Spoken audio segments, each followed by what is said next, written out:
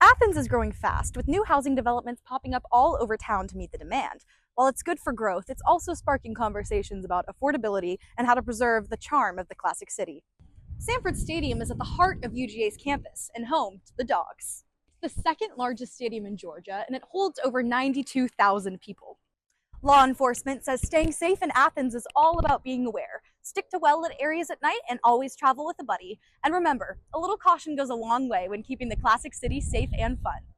While many remain loyal to the classic rock era of Athens, some students are excited about the potential for EDM to create a new sense of community. This year, there are a record number of applications, with 43,000 total applicants and 16,100 students being accepted, making for a total acceptance rate of 37%. Now, these students' GPAs range from 4.05 to 4.33 on average. I'm at the intersection of Millage and West Broad, where a new construction site is taking place at the varsity that closed down around 3 years ago.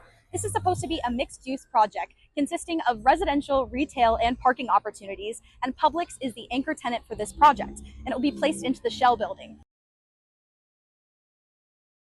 Whether you're commuting or living on campus, getting to class in Athens during inclement weather can be more stressful than any midterm. I spoke with UGA students about how rain, snow, and the hilly terrain of Athens makes it difficult to get to class. UGA's campus is a challenge to navigate even on a clear day, but when it rains, it gets worse.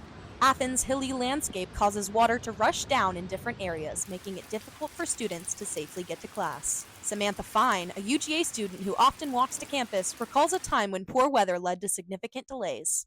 No, I had my 11:10 and I woke up to see that everyone was posting the $1 million staircase flooding, and that's when I decided I was not going to class. In 2023, UGA installed Zoom booths across campus at locations like the Miller Learning Center, the main library, and the McVeigh Science Library to provide students with quiet spaces for virtual learning.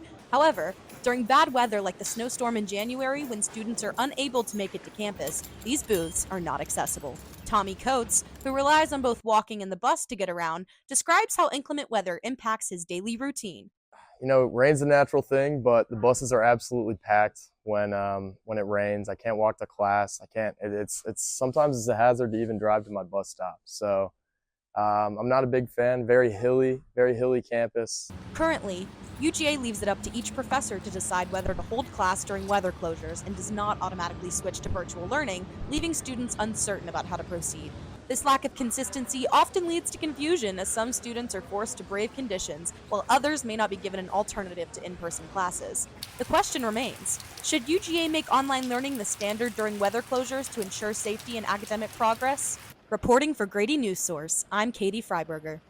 UGA officials recommend students plan ahead and check real-time updates through the UGA app to avoid delays during severe weather.